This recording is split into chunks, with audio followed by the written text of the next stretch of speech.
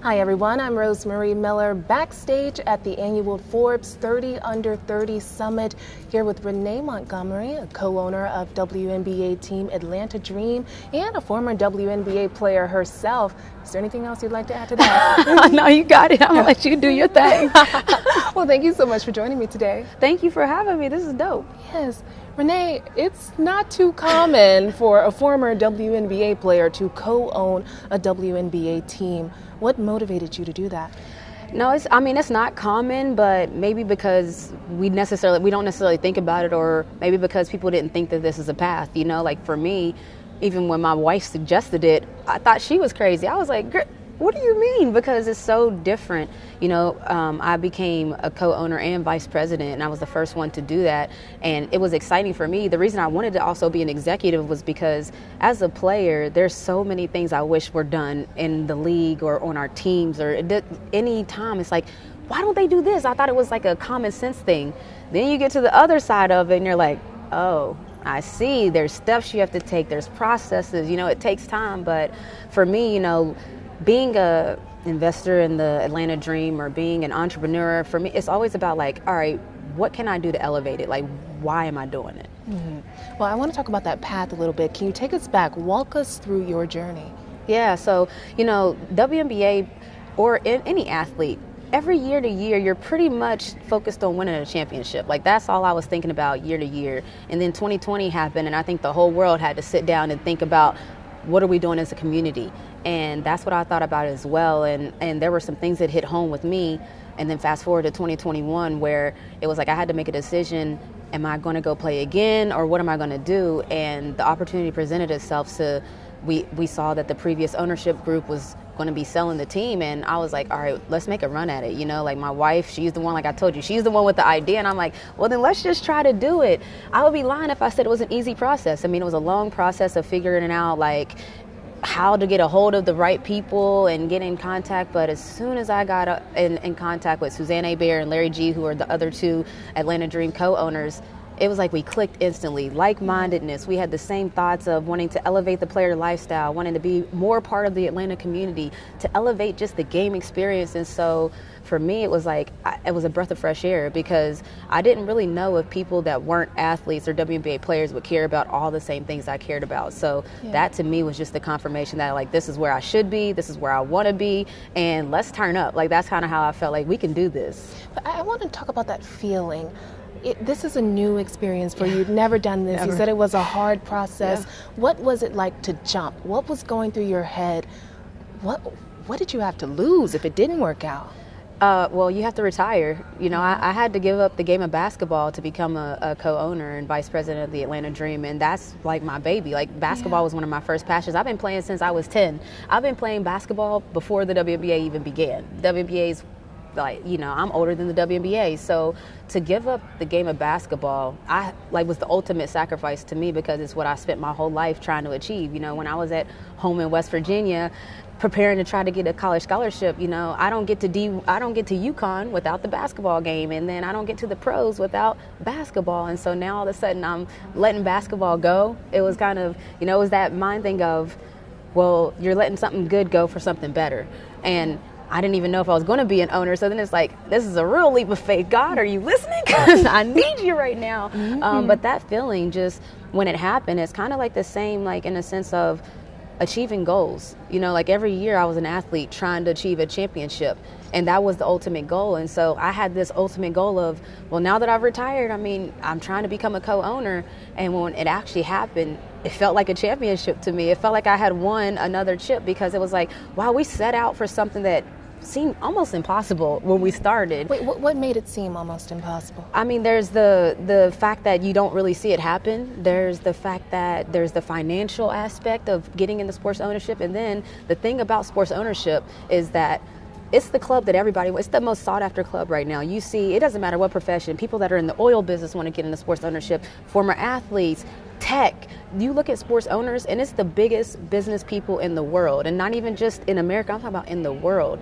What's the hardest part about getting in is somebody has to say yes. Mm-hmm. The previous people that were there have to say yes to selling it to you. The example I always like to use is J-Lo and Ben Affleck went to go try to buy an MLB team. They had enough money, they had the status, they had everything you need but the yes. Somebody has to accept your bid. They might like somebody better than you. So that's the thing about sports ownership, where it's like, you can't just say I have the most money, or you can't just say I have the most influence. You have to have somebody that's already in the club accept you. And that's why when they talk about the boys club and they say things of that nature, I'm sure that's what they're alluding to, because you have to get a yes to get in. You can't just get in on your own. How exactly did you get your yes? Well, I got my yes by being with, a group of people that people would say yes to. We were a 3-person group, but it's, I would say the main reason I got my yes is how I carried myself my whole career. Because you got to think about it.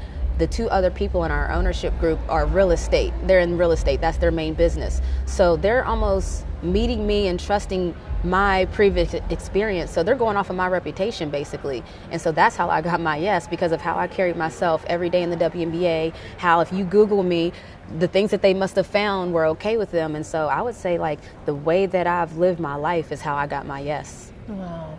Reputation matters, huh? My reputation was everything, because I have no previous experience. I haven't ran a company before. I came from being an athlete and went straight into now being an entrepreneur, now being a co-owner and vice president, now having my own foundation. So all of those things I didn't learn on the job beforehand. I was an athlete, but being an athlete is how I learned how to do all those other things, because what I learned being an athlete is how I do everything. Like, I'm going to be disciplined. I'm going to make sure I don't just get the task done, but I'm going to do it the best I can. I'm going to try to be a certain way to people, because in sports you have to have a certain energy, especially being a point guard. So I carried over all those things and just made that how I handle things. I got a problem. Well, how did I handle a problem in sports? That's how I'm gonna handle it here. So I just really, I went to school for communications, I didn't even go to school for business or nothing, but here we are. So that's why I said, God, when I say, God, are you listening? I'm like, boy, he was listening. He was listening. He was listening. So do you feel like the WNBA, was that the thing you were born to do, or do you feel like right now you're doing the thing you were born to do? That's so tough, because it's like when people saw me play basketball when I was younger, I'm sure that people in West Virginia, I'm from West Virginia, so hi neighbors, being here in Ohio, by the way. But I'm sure that people when I was growing up, when they saw me play basketball, I'm sure they thought that was the thing I was born to do, because they saw the passion in it. And now when I'm doing sports announcing or I'm broadcasting, there's some people that are saying I'm born to be a sports broadcaster and to call games. And then now that I'm a co-owner and a businesswoman, people are like, oh, this is so natural for you. So I would say, like, in my mind, what I was born to do was to evolve. Like, I think that I'm having like different phases where it's like, basketball was my everything for 34 years of my life, and then I retire, and my whole life changes. I become a owner of an FCF football team, and now an owner of a WNBA team, and now I have my own brand, C-Seat 21, where it's like we're business baller chic. It's like I feel like I am living in my purpose now. So if you asked me 10 years ago, I might have said ball is everything. But now I think we all learned that it's bigger than that. Renee, I asked you at the very beginning, is there anything else you'd like to add? And I said, we'll get to it. We'll get to it. I guess we get into it. So I want to know your top 3 pieces of advice for young women who want to be just like you. Man, confidence is everything. I think that confidence is one of those things where do you get it from? Like, if you don't have it, where do you get it? And if you have it, how do you keep it? That's a hard question to answer, because I think confidence is something that only you can give you. Like, I don't think that I can give you confidence. I can give you a compliment, and hopefully you internalize it and it becomes confidence. But I think that confidence, especially when I think about girls, because like I'm in the business space where people are pitching me all the time, or people are wanting jobs and they're reaching out to me.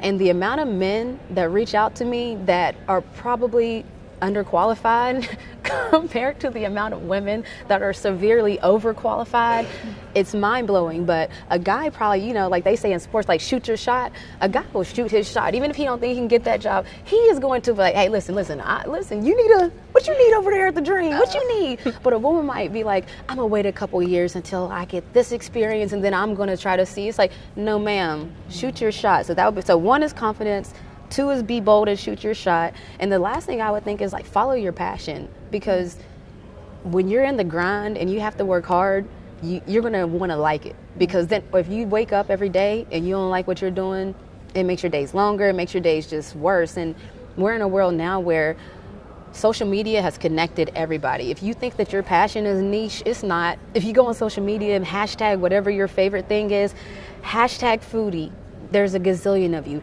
Hashtag I only like hummus, hashtag avocados. It's like there's nothing too specific for your community. So I would say find your community, find your passion, and then follow that.